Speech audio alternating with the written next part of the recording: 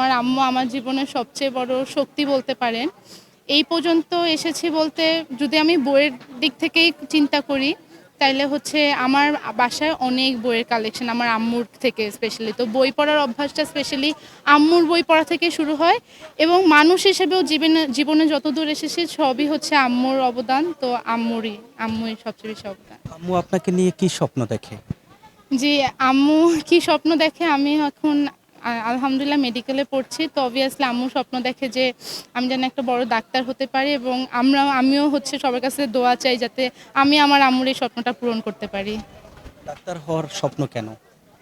Doctor হওয়ার স্বপ্ন ভাইয়া খুব ছোটবেলা থেকেই ছিল। আর ছোটবেলা থেকে কেন ছিল জানি না কেন ছিল। ছোটবেলা থেকে খুব ইচ্ছা করতো যে ডাক্তার হব। যখনই হসপিটালে যেতাম কোনো ডক্টরকে দেখতাম অ্যাপ্রন পরা অবস্থায় খুব ভাল লাগতো। তো সেখান থেকে ডক্টর হওয়ার ইচ্ছা ছিল। প্রথমবার আমি মেডিকেল এক্সাম দেই, আমার হয়নি মেডিকেলে। সরকারি যে মেডিকেলটা সেখানে আমার হয়নি। তো তখন আরও বুঝেছি যে ডাক্তার হওয়ার কতটা বেশি ইচ্ছা। তো পরে আমি দ্বিতীয়বার আবার এক্সাম দিই। আবার এক্সামটা আলহামদুলিল্লাহ এবার আমি মেডিকেলে টিকেছি। তো ওইখান থেকে আমার ডাক্তার হয়েছে। ইভেন আমার যে ফ্রেন্ড আছে ও ডাক্তার। আমরা ২ জনে আলহামদুলিল্লাহ ডাক্তারি পড়ছি। তো ডাক্তার হওয়ার ইচ্ছা, স্বপ্ন কি আসলে ডাক্তাররা অনেক টাকা ইনকাম করে এই জন্যই কি আসলে ডাক্তার হতে চেয়েছেন? এইটা না আমাদের অনেক বড় একটা মিসকনসেপশন কাজ করে যে ডাক্তারদের অনেক টাকা। এই জিনিসটা অনেক কম মানুষই জানে যে ডাক্তারদের অনেক টাকা কোন বয়সে যে আফটার 40 বছর পর আপনি যখন অমানবিক পরিশ্রম করবেন তারপর যে আপনার টাকা পয়সাটা। কিন্তু ইভেন একটা ইন্টার্নি ডক্টরের বেতন কত ১০,০০০ থেকে ১২,০০০ যেখানে আমাদের তখন 12 আওয়ার্স 13 আওয়ার্স কিন্তু ডিউটি দিতে হয়। তো ডাক্তার হওয়ার ইচ্ছা কখনো টাকার জন্য না, কিন্তু হ্যাঁ একটা লোভ আছে সেটা হচ্ছে সম্মানের। ডাক্তাররা যে সম্মানটা পায়, যদিও বাংলাদেশে এখন ডাক্তারকে নিয়ে অনেক কন্ট্রোভার্সি চলতেছে, কিন্তু যেটাই হোক আমার মনে হয় ডাক্তাররা যে সম্মানটা পায় সেই সম্মান আপনি মানে আমার কাছে লাগে না আমি অন্য প্রফেশনে অত ইজিলি পেতে পারতাম। এই জন্যে মানে সম্মানের লোভে, টাকার লোভে না বা সম্মানের লোভে ডাক্তার হওয়ার ইচ্ছাটা।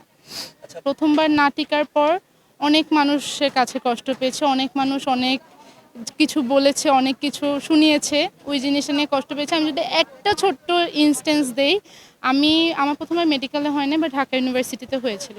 তাই আমি ভাবছিলাম আচ্ছা আমার ঢাকা ইউনিভার্সিটিতে হয়েছে, আমার ফ্যামিলি হয়তো এখন আর কিছু বলবে না। বাট আমার একটা রিলেটিভস আমাকে বলেছিল তোমার ঢাকা ইউনিভার্সিটিতে হয়েছে তো কী হয়েছে, তোমার তো মেডিকেলে হয়নি।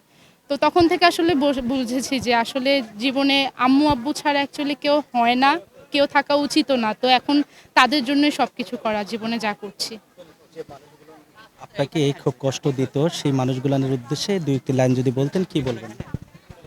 সেভাবে কিছু বলার নাই। শুধু এই কথাটাই বলব যে সবসময় আপনাদের যাই বলেছেন হয়তো সেটাই আমার জন্য মোটিভেশন হিসেবে কাজ করেছে। আপনারা সেদিন খোঁটা না দিলেও হয়তো আমি সেকেন্ড টাইম মেডিকেল দেওয়ার কথা ভাবতামও না এবং আজকে এখানে থাকতামও না।